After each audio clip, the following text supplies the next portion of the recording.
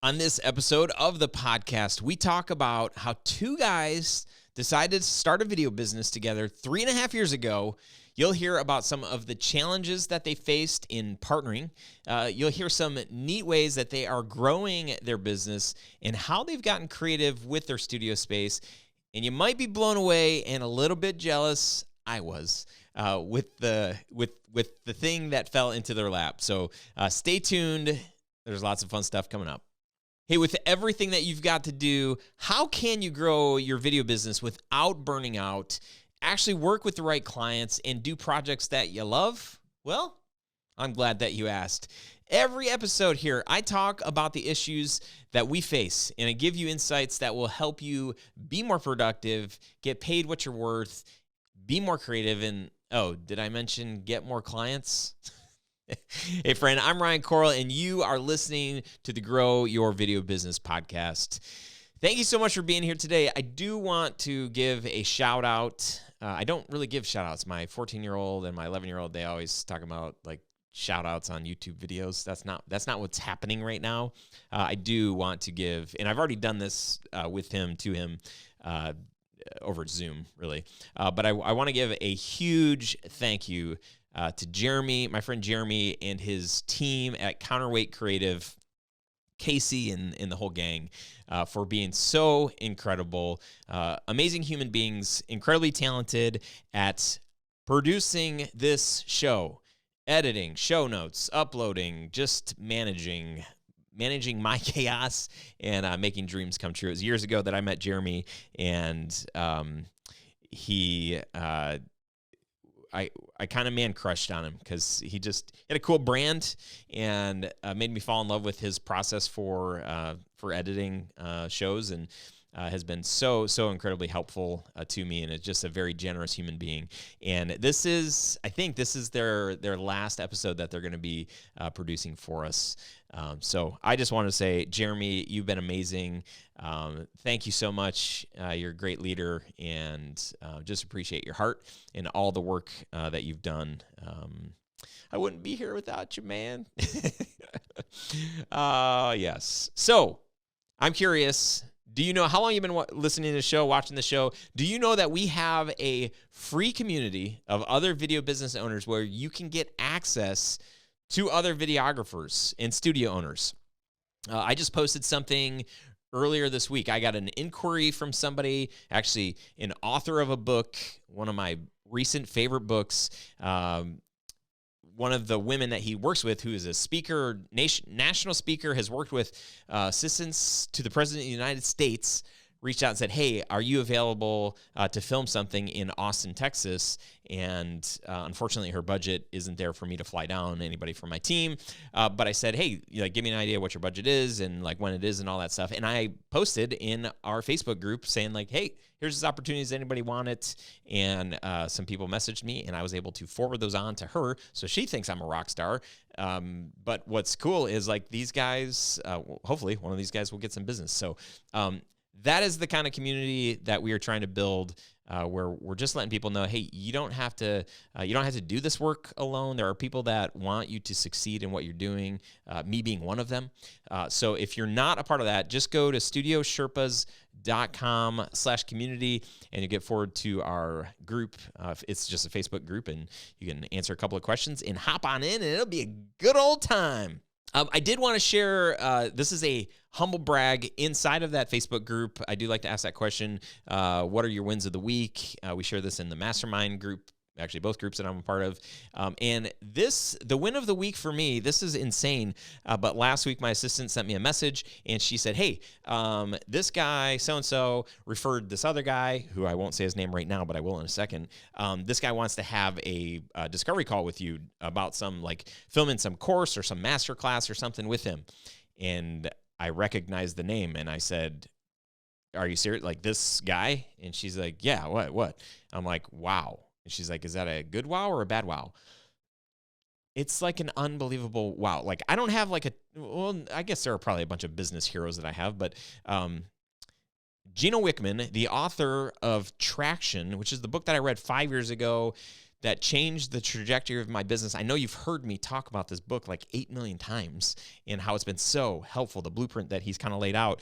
And anyway, it's him. And I don't know if that's weird for me to be sharing this. I have no idea if they're going to book us. I did have a discovery call with his team yesterday, and it's just pretty cool to like, I am just like fanboying.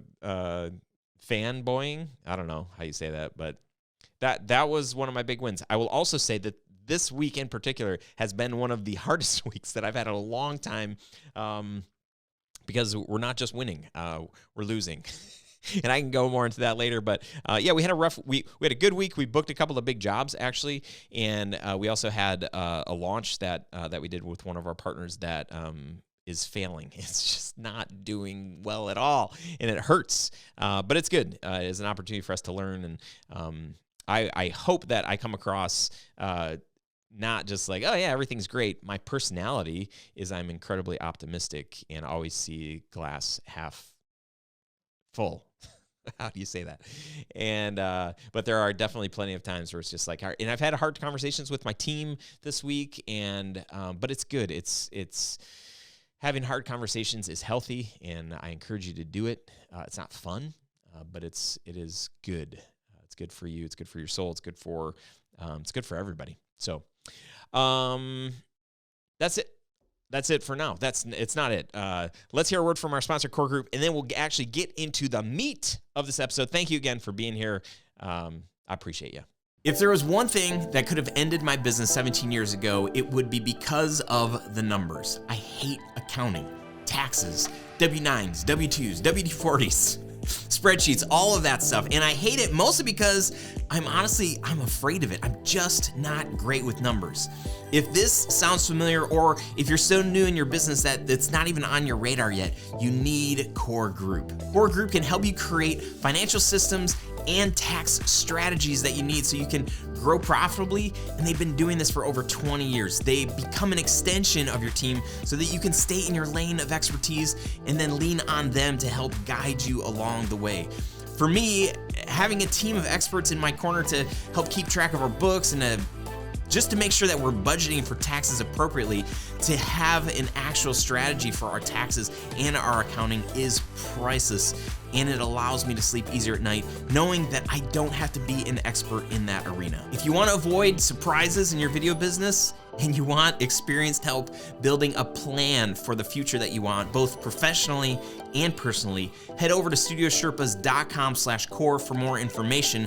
And when you're ready to set up a free consult with them, make sure to mention Studio Sherpas for a special discount too. Got your back. Get more out of your accountant. Go to studiosherpas.com/core. What is up, friends? Hey, welcome to this episode. Today, I've got two really cool dudes, Austin Hall and Darren Clausen from Glory Visuals. Gentlemen, I use that term loosely. Just kidding. Welcome to the show. Thank you for having us. Yeah, thank you so much. Oh, you guys are too nice. So you guys are like somewhere in the middle of America, right?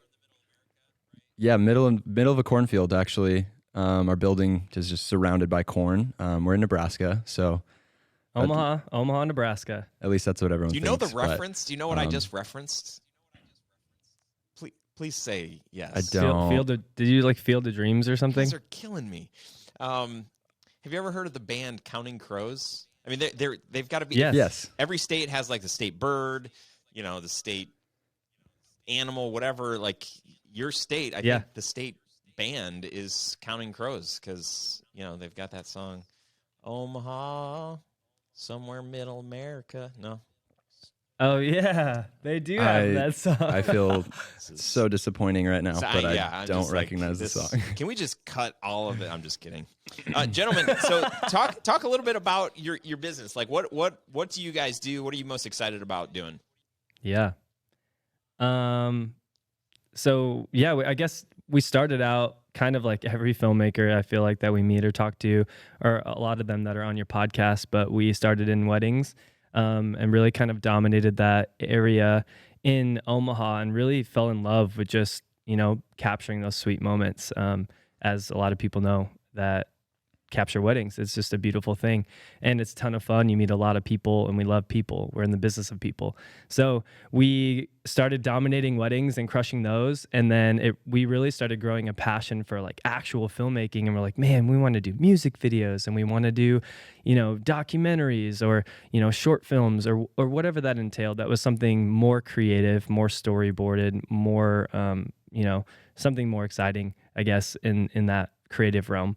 And we still haven't got there yet. We're still trucking away at weddings. And that's really, it was our bread and butter last year. I would say now doing, small business to medium to large business commercial work has been something that we really enjoyed, and doing some small like TV spots regionally and stuff like that. But that's kind of where we're currently living, is like we're crushing, 15 weddings a year about, and then everything else is really commercial work. Yeah, and just to back up a little bit, we met at church.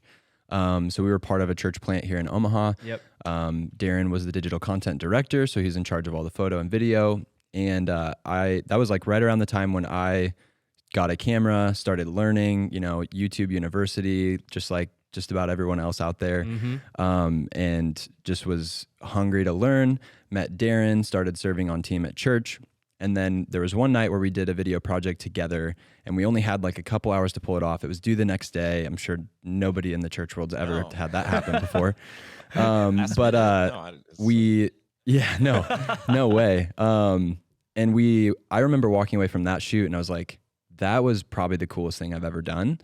Mm-hmm. We shot it in an hour, went home, edited it that night, finished it, got it out, and we're like, this is pretty sweet. Yeah.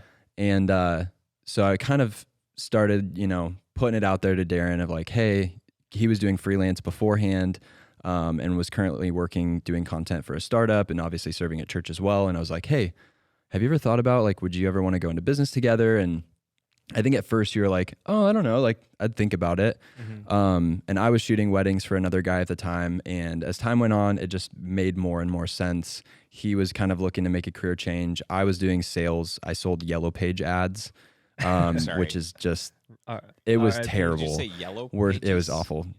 Yeah, those are still a thing. They drop them off at your door every year, and everybody throws them away. No, those aren't real. If you know about the Yellow Pages, you must know about Counting Crows. I mean, it's just like they go hand in hand. That's fair. That is fair. That is you're fair. Right. You're right. Yeah. I've heard of the band. But so I was doing sales, and it was terrible. So I was trying to get out of that, and the time came where we started, picking a company name, and Darren had a company before this called His Glory Productions, and we just dropped the His, and I wanted it to have visuals in it, so we just went with Glory Visuals, and started the process of getting logos and websites and all that. Mm-hmm. And really over the course of about 4 months, we kind of got everything ready to go. And yeah, just started doing projects, built a website, and we went full-time in April of 2018. Yep. And haven't looked back since. Tell me, what was the project that you guys worked on? Like, what was it about that project that made it feel like the coolest project ever? Oh man, for me, it was like the lack of really knowing. Like, it was such a discovery time for me. Like, it was the Sony A7S II. I knew nothing about it. He had just mastered it and been shooting it with weddings, and he had just gotten a glide cam, or we borrowed a glide cam. Had no idea how to balance it. I'm running around with it, swaying back and forth, but we got some like cool, I even got out of focus shots, not intentionally, that we did use intentionally after the fact, but it was just so much fun. It was like, wow, this is a new thing. This is something I've never really messed with before. And we were trying to tell this story. The video was called The Church. And it was like this, one of the first sermon series our church did. And it was just like this, it was portraying this guy walking through the city and being the church essentially. But it really just came out to be Austin and I like running around the town and shooting each other. We were the stars of the video also. Yeah. So we just like shot each other in slow-mo walking, and like we're playing around with the slow-mo options on the A7S II. And yeah, it was just fun. I think it was the first video that I had ever like really edited, aside from I did a studio tour video in 2016 that was just terrible, and I used like the YouTube licensed music. So this song we had paid, for a license from MusicBed. So it was actually a good track. We hired a professional voiceover. And so it was like felt like professional work. Even though obviously now we look back and we had no idea what we were doing, but it was just, and it was perfect sunset. We got up on top of a building in downtown Omaha and like shot a silhouetted shot against the sunset. And so it was just, I think the video itself was really inspiring. And it was just a lot of fun, I think, mostly. And we used Tony Anderson, if you're familiar. He's an amazing artist on MusicBed, but it's the song called Butterflies. And this song itself is just super inspirational. So I think there's something that's kind of tied with that too. But just the overall project. And then, it was Saturday night, Sunday morning comes around, we're watching it in church on the big screen. And it was like, whoa, like everyone was like drawn to the screen. It felt like, felt so rewarding, seeing it on the screen and people watching it and clapping. And it was just, it was one of those moments that we'll never forget. That's really cool. Yeah, it made me think. I mean, back in the day when I was cutting my teeth, I remember I was getting hired to do all these retreats, right? So I was doing like the junior high retreat and the high school retreat and then the singles retreat, and so I would shoot like all day or all afternoon and evening Friday, all day on Saturday, and then I'd have to find pockets of time on Saturday into Saturday night into Sunday morning to edit so that Sunday morning there was a video to watch before everybody went home. Yep. And and I forgot about the feeling of it's done, especially early on.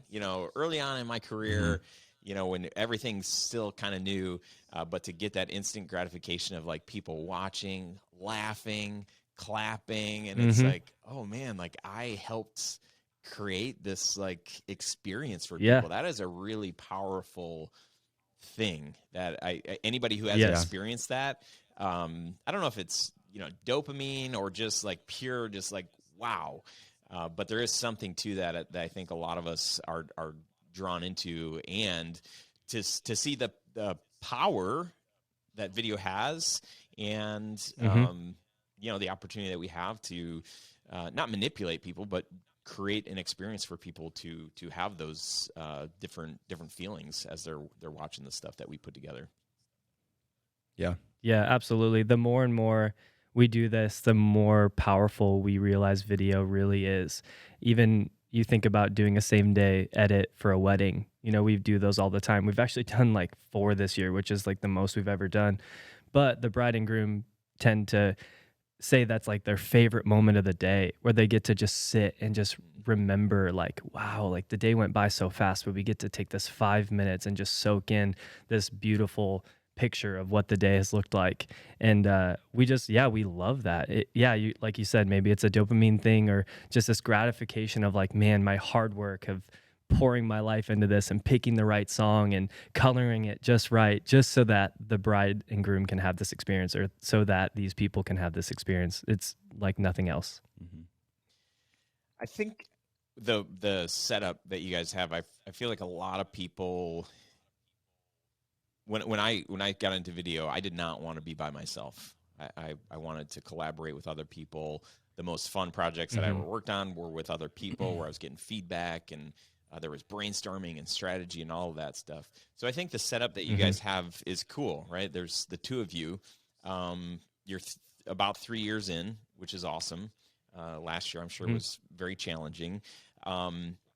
Besides last year, what are some of the challenges? And maybe you guys are still in this like honeymoon phase where everything's like, nah, dude, like that's cool. I'm like, let's do this, and we're gonna do all these things. And I don't know if you guys talk like that ever, but that's how I talk sometimes. But there is this honeymoon phase where it just feels like everything feels cool, everything's new. We're trying new things. We've got a lot of different ideas. So if you haven't experienced challenges and having some kind of a partnership, or however you guys have the business built up, those times will come. But if you have experienced any of that, would love to just kind of hear what challenges you have encountered, and then, how you've worked through those. Seems like you guys like each other. You're sitting next to each other. He's all right. We say the same thing at the same time way too often, and we're like, we spend way too much time together. It's true. He's my work husband is what I call him. And No, we've definitely had some challenges, and I would pretty confidently say we're out of the honeymoon phase in our business.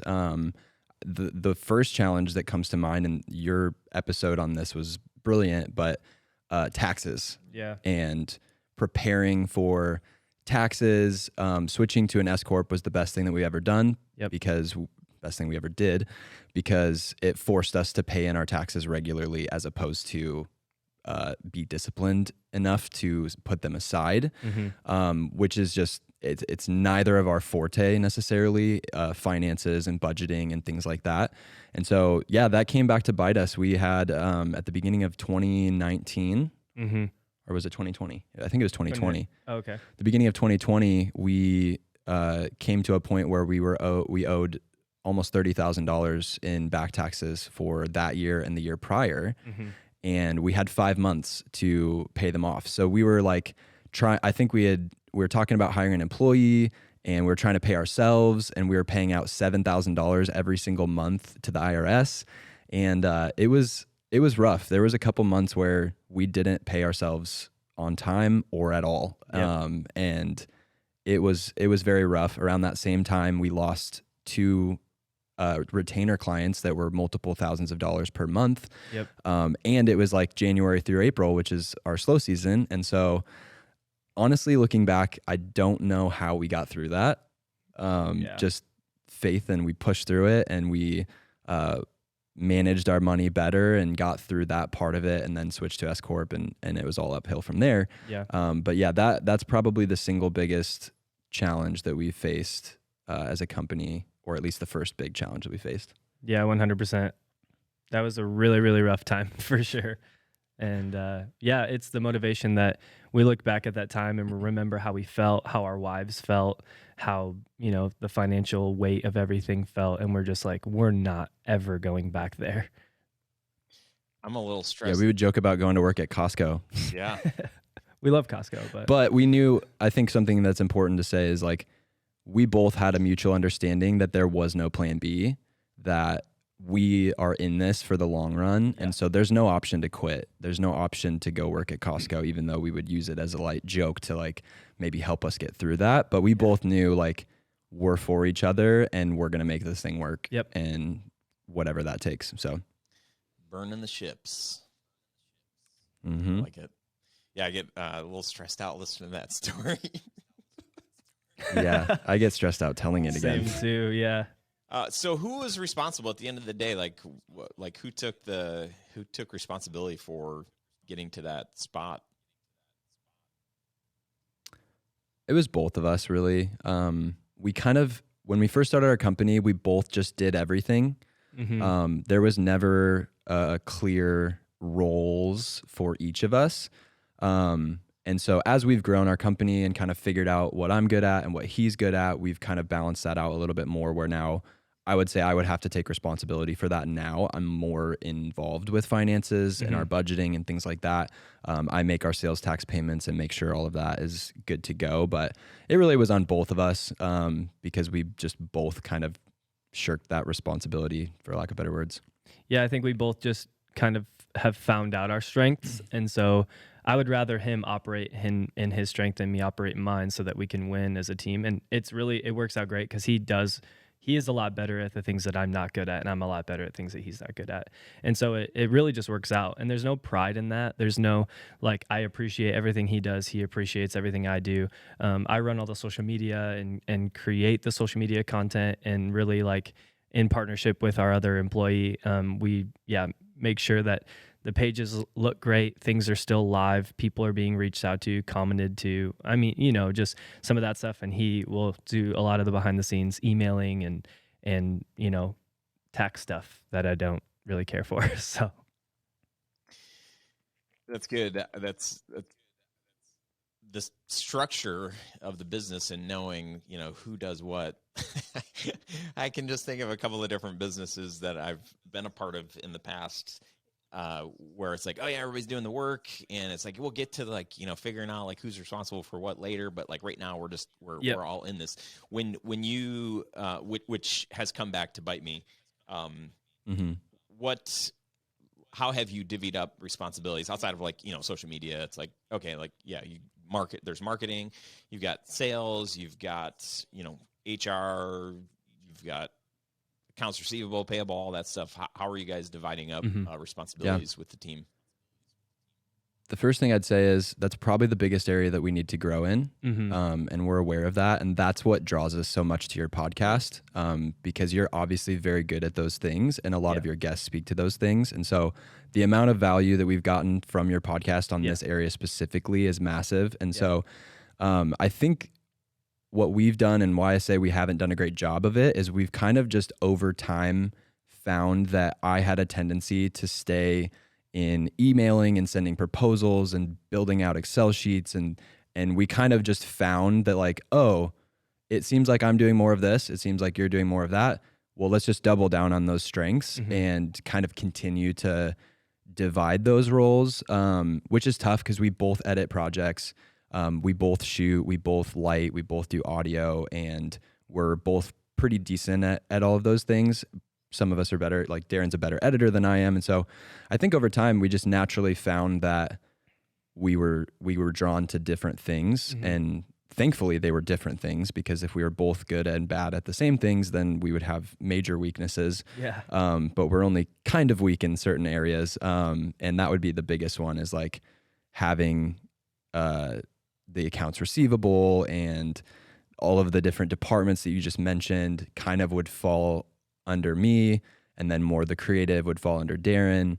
And so I think that that's the biggest thing that we can, or hopefully can work on, is even further developing those roles and then figuring out who we need to hire to fill the roles that neither of us should be doing or can do. Yeah, that's good. What about, what does your employee do? She edits. She's a brilliant editor. She's really our lead editor, and is editing many of our wedding films, and whatever else we need her to do. She's putting together social pieces of weddings that she's editing, that are awesome. She's helping us shoot this right now, and really just helps out on shoots, and she does a great job. So mostly editor though. Yep.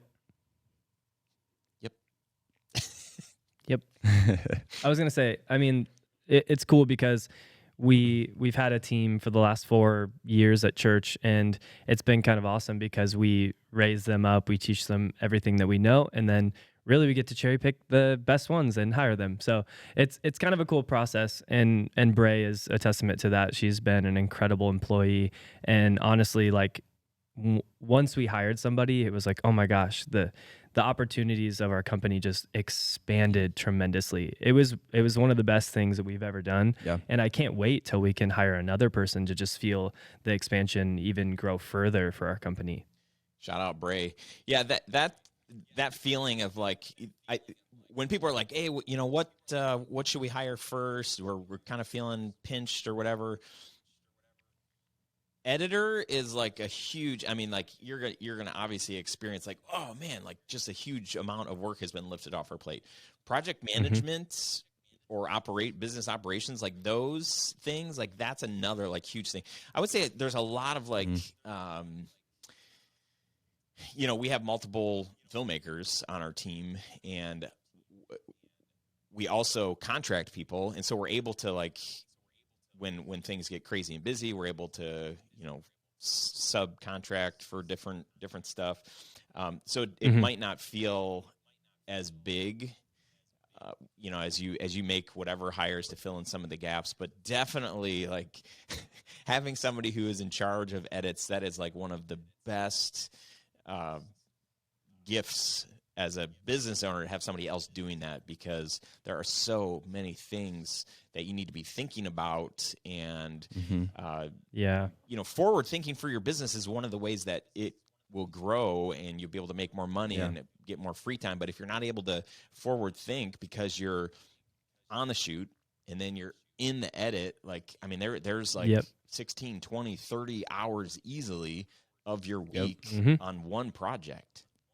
And then if you're only charging $2,000, $3,000, even $5,000, it's like, well, like, when am I booking the next job, that we're going to do the following week, and where am I going to find the time to do Yep. that? And that's where a lot of us, Yeah.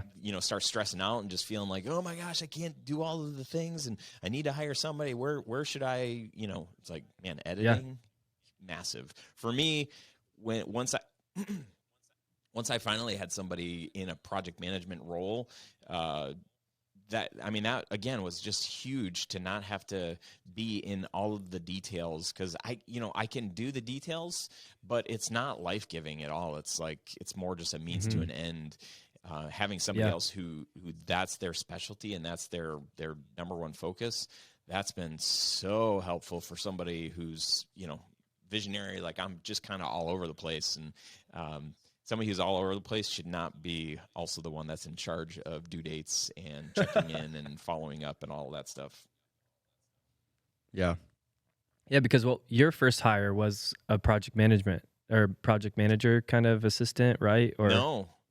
My first hire was really, I was subcontracting editors, which was really helpful. I mean, that was like, rather than hiring a full-time editor, I was able to kind of dip my toe into how to train an editor. How does this work? How does it not work? What are the challenges? And then finally, when I was at capacity, it just made sense. I was shooting a ton of weddings, plus getting like other projects. I hired somebody who could essentially do the same thing that I could do, right? They could shoot, they could edit, and then eventually they could sell. And so I felt like, oh, wow, cool. I made a copy of myself. And then that just became a train wreck, because I didn't set clear expectations of like, hey, I'm the CEO, like I own this business, and there kind of became this like level playing field where it was like, oh gosh, like you're like telling me no, and like you can't tell me no. I need you to do this thing, and so that was an awesome learning experience that I'm not going to go into much more today, because then I'll start getting blood pressure gets a little higher, and just teasing sort of. I think a great resource for you guys, if you haven't read it, or for whoever's listening that is in a similar spot, when you can identify what your strengths are and what they're not, it's one of the best. It's just one of the best ways to as a business owner to know what the heck you're good at and what you're not, and obviously at the beginning you have to do all of the things, but as you're growing, as you're getting more work, there's just more opportunities. So to start delegating is one of the best things that you can do for yourself and for your clients and for the growth and the future of your business. But that book, Rocket Fuel, which is born out of EOS, the Entrepreneurial Operating System. Okay. The other book that I reference a lot is called Traction.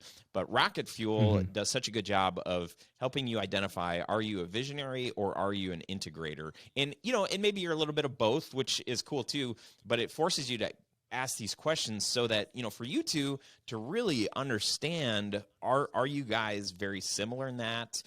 Obviously, it sounds like Austin has had to take on more of like an operations role, to get taxes done and, to be that more mindset. But even, Austin, like you might want to bang your head up against the table having to do that work. I do. Being taken away from, production or creative direction or the other things that really get you excited. So Definitely. as you kind of paint the picture of like, well, what do we want this business to look like in 3 years?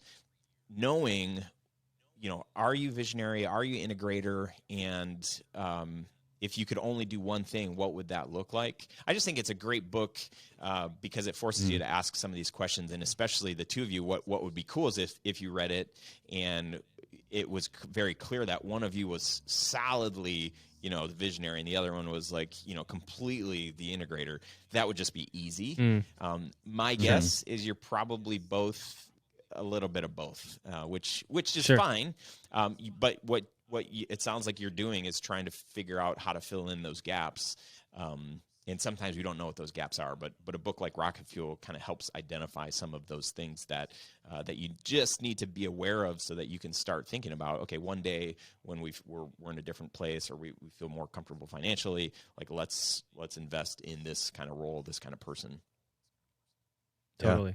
that's really great. Yep. We'll definitely read that. Gonna buy it on Amazon right now. Boom. Actually, We are somewhat familiar with EOS. Stay here with me for a couple more minutes. Don't leave yet. I guess. How are you guys getting business? Are you advertising in the yellow pages? Does that work? Honestly, it probably would. Yeah, I got a discount. I mean, I hope for so. my old job. Man, how to answer this question? Because I don't know. Yeah, but I do know. We initially did a ton of networking. We've never advertised really as a company. What did that look we've like? Tried. What is the ton of networking? Like, who are you talking to? Yeah, what just taking people to lunch, just calling people, emailing people. Yeah, meeting people, mostly like local networking events. We got in with a real estate magazine publication that opened up, a ton of possibilities for different businesses that they worked with, different real estate agents. We did free work for we walked into a barbershop one time and we're like, this place is cool. Hey, can we do a video for you guys? They got the video and they're like, wow, this is way better than the one that Cox did for $1,000. And so we did a lot of free projects and really just to build up a portfolio of work. Did a free wedding to get an example of that out. And so we really tried to get examples of the different types of work we wanted to do right away. Yep. And then as we met people, just really trying to make a great impression with them. I would say that one of our strengths as a company is just being people and really loving people and caring about people and caring about leaving an impression. And so our referrals are just amazing because of that we care. People can tell that we care so much that we've been able to get referrals 3-4 layers away from the place that we started meeting people. Yeah. I like that. It's not uncommon that a wedding will turn into 3 businesses that happen to be at the wedding, and we handed out cards or shook hands with people that just, oh, you guys are so much fun. Do you guys do commercials? Actually, we do. Is kind of, it's just been a blessing, which is not the right answer for marketing it by any means. We just have a lot to learn, to be honest. And we've just been fortunate enough where work is coming in our door. We get work from Instagram. We get work from Facebook. We get work from church and people that we meet every day. And it's awesome. But we definitely need to, I definitely need to, if I'm going to be operating as CMO, essentially, I definitely need to be learning more about the marketing side of things. But because of the nature of our business and with everything's all the time and we're in everything all the time, it's hard to step away and find that headspace to think of marketing strategies and all of that. Well, what do you guys see yourself in 3 years from now? Like if you were only doing one kind of video or working with one kind of client, like what have you guys talked about?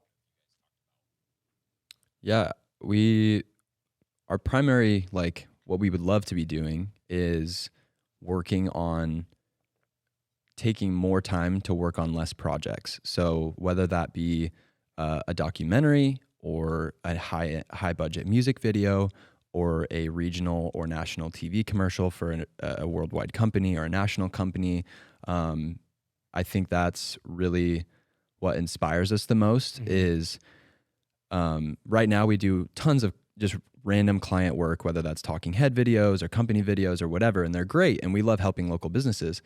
But something that we can dedicate an entire month to a project that will inspire and like make a difference and will be something truly great, I think is really what we are striving for.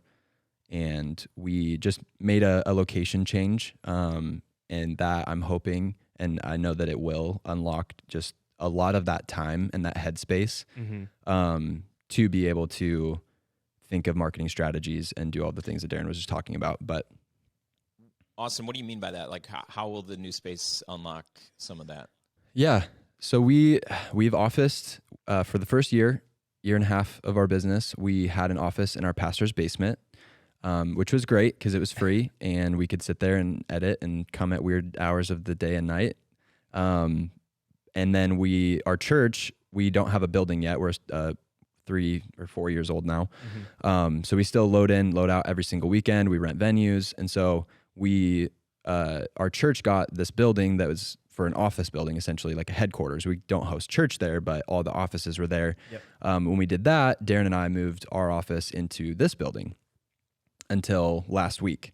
So for the last 2.5 years, we've been in a probably 14 by 14 commercial office with all of our gear, 4 desks, all of us in there all the time.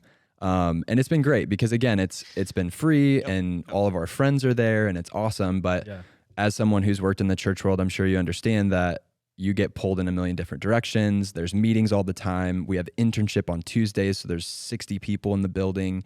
And it became really hard to manage our time and be in control of our time. Especially when we wanted to shoot a podcast. We had to literally set it up from nothing, shoot the podcast, and then tear it back down to nothing every single time. And we're trying to put out YouTube content and do all of these things, but it's almost taking double the time just because we didn't have our own space. And so we just, as of like literally last week, moved into a space where we have 2 offices, a lobby area, a film studio with a cyc wall that we're sitting in right now. And it's probably like 7 times more space than we had before. We don't have to have our gear in our office. And what we want to do is we're going to build a podcast studio that is permanently set up that we can walk into, hit record, walk out of. We're going to build a content studio, and then we'll have this filming studio to be able to rent out to clients, to be able to use ourselves for company videos and all of that stuff. So I think I know it's just going to open up a world of possibilities for dreaming bigger for our company, because I think that's been something that's tough is like, we've almost told ourselves that we couldn't get a building, we couldn't get a bigger location. And really this one is literally just, it fell in our lap and was the perfect next step for us, because it will allow us to have vision for 3 years out and really dream about what that could look like. Yeah, that's huge, man. That is something that I know so many people, like how you've described that space is something that I know people listening are like, ugh, I hate those guys, because that's exactly what I want.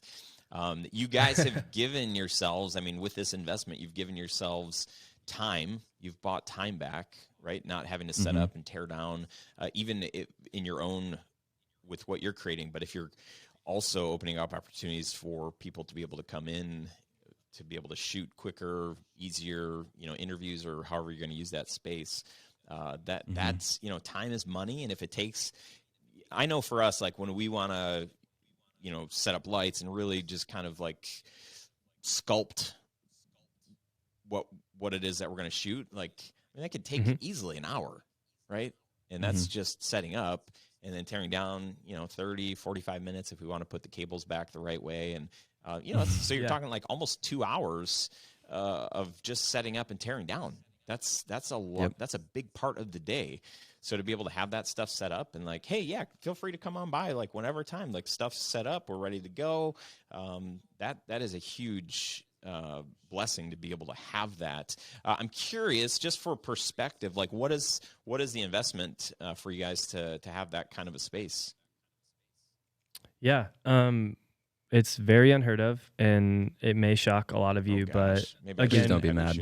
Don't hate us. So, like Austin said, it did kind of fall in our lap. It was a production studio many, many years ago. And since then it had become storage and just full of stuff.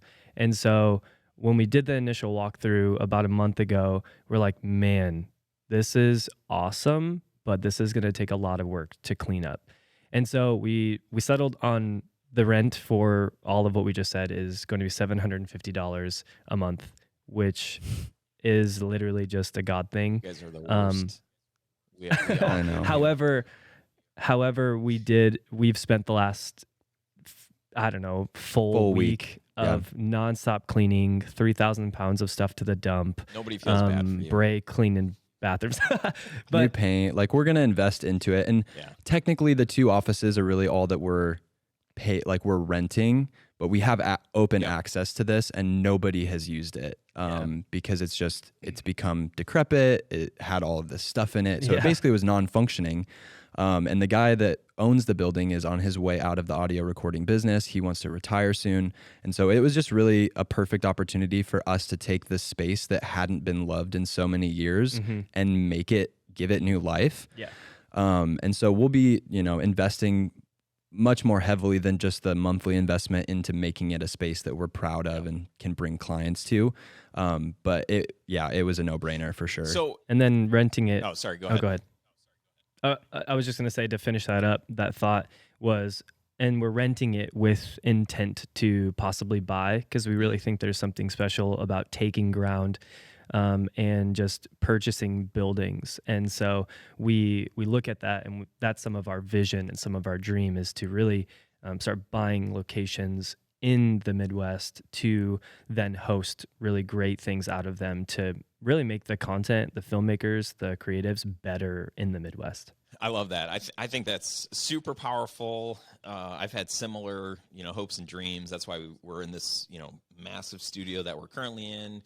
A lot of those dreams kind of fell to the wayside as we realized the administration to book out co-working space at $35 or $50, for a drop-in. It's like, oh my gosh, why are we spending our time doing that when we'll book a job for $10,000 or $20,000 and it's getting all this manpower? It can be done just with the right people and the right processes. So I'm not raining on your parade. I definitely think it can be done. But our studio, we rent our studio out for $500, and that's a lot easier to swallow. We'll work with somebody to rent the studio out. I think one encouragement that I want to have for people as they're dreaming and wishing, man, if we had a studio or just access we had gear set up, that would be so cool. You can do that. I mean, right now, I'm actually in talks with another production studio who wants to move from the place that he's currently in and take over. We've got an entire upstairs at our studio that we just don't use anymore. Even before the pandemic, we had let one of our employees go, and then one of our other employees decided to move to LA to pursue a career out there. And so we were like, man, we had 4 people, I think, working upstairs, and then we were down to 2, and then the pandemic happened, and then it was like, oh, okay, well, how about you just move downstairs? And then there was just one person working from the studio, and all that to say, the whole studio has shifted and changed. But now, if you think creatively, there might be a production studio or production-like studio in your area that isn't getting used. I mean, if you're a studio like us, pre-pandemic is oh yeah, we're busting at the seams, and then all of a sudden we're like, oh man, we barely have anybody here. And that's where a lot of places are like that, and a lot of places are rethinking well, how do we want to do this? How do we want to do work? So I would say that there are places that are probably available, and then there are other creatives and other entrepreneurs that would love to go in on a place with somebody else, but they just don't know who's out there who would be interested. So I think that if you are connecting, and I definitely think that we should all be connecting with and networking with other creatives, whether they're video or photographers or web designers and developers. There's so many opportunities for synergy, referrals, working together, being in a shared space together. So I think that dream of having a space is totally doable. And what you guys have, $750 a month, that's insane. But I will say that we had, back in the day, my first office was very similar to your 14 by 14 room. I think that's about the size that we had. And at one point we had 4 or 5 people in that room, and it was you couldn't work for 5 minutes, or I'm sorry, my employees couldn't work for 5 minutes without me being hey, what do you guys think about? And everybody has to stop and turn and look at me. It was the worst environment. So we did have to come up with rules on okay, let's do some quiet hours. Let's try to get Ryan out of here.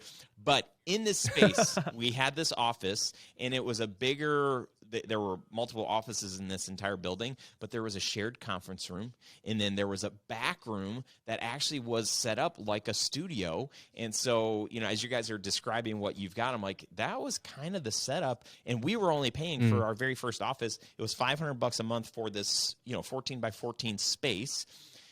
But having that space opened our eyes it kind of like, I feel like in a weird sense, and I've mentioned this before, the guy who leased our space out was a business coach. He was retired. He was like ancient. I mean, he was like 80 something years old, but like sharp as a tack. And he told me something like, Ryan, it sounds like, you guys need to add another office space because you're bursting at the seams here in this 14 by 14 space. So we've got another office space in the back. And I was like, no, like, I don't know, man. Like, I can't take the additional expense. I'm just nervous about that. And he's like, well, I mean, you took this initial expense to get this space. Like, has it worked out for you? I'm like, oh yeah, for sure. Like, I couldn't have any employees. Like, when I was working at home, that was near impossible. He's like, every place that you inhabit, like, you're going to fill. Like, you have to think of like, what is the word?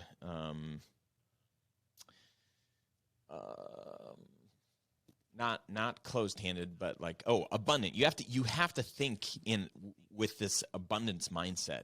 And I was like, I'd never really heard that. I didn't really, but as he's like talking about that, I'm like, well, that's exactly what happened when we moved into this studio, is that I hired like 2 employees and then we added another person, and I'm like, oh, okay. And then we did add this other space, and same thing happened. Like, we added another employee and we were getting bigger jobs. And so I don't think it's like a magic formula, but I think it is like this mindset that happened, and it sounds like it's happening to you guys, where it's like, man, there's a bigger vision here. Like, we can do more things. We have more opportunities.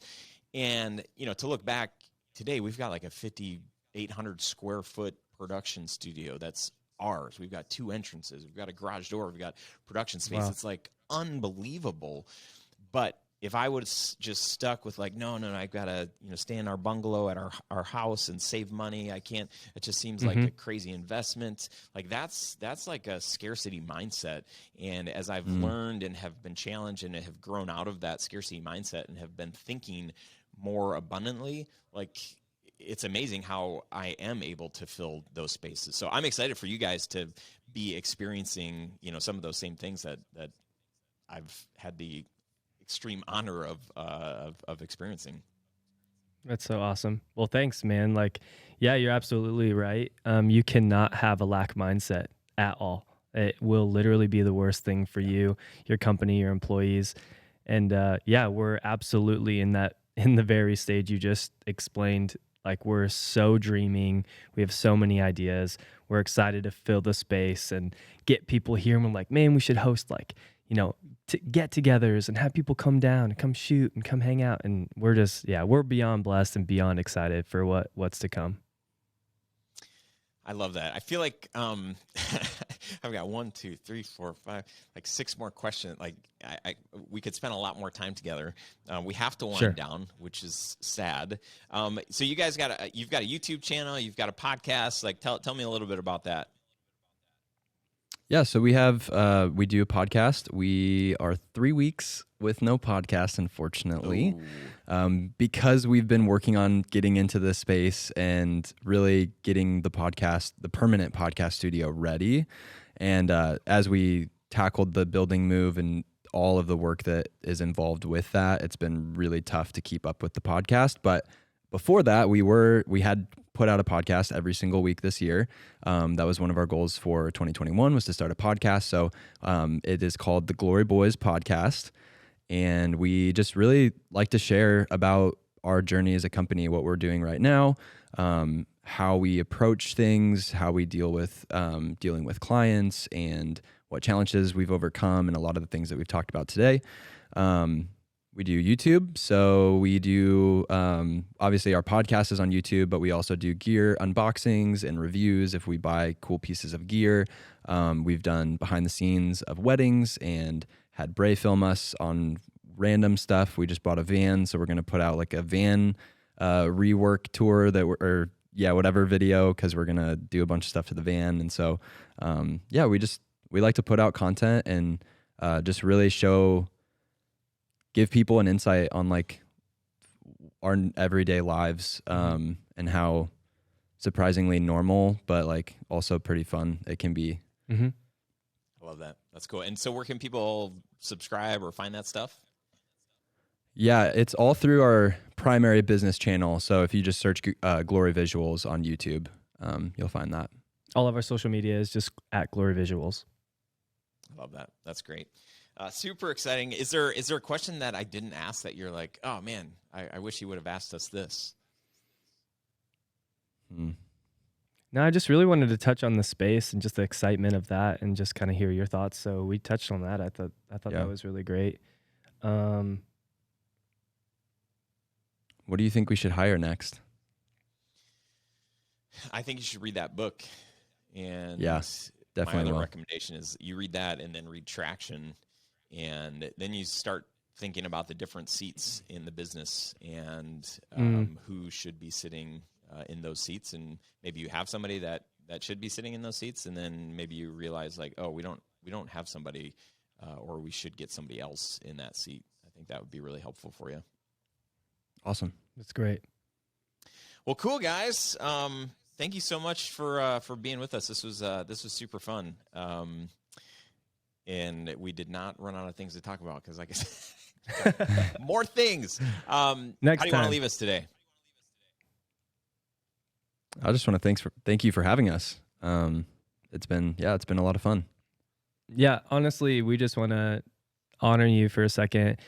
Bro, the content that you've brought to the filmmaking community and the videographers and the business owners, we had been searching for so long for content to consume that wasn't just how to color your footage or how to be the best videographer in the world, but like really just take the hype out of it, take the pride out of it, and just talk about the reality of owning a company, starting a company at any point in your journey.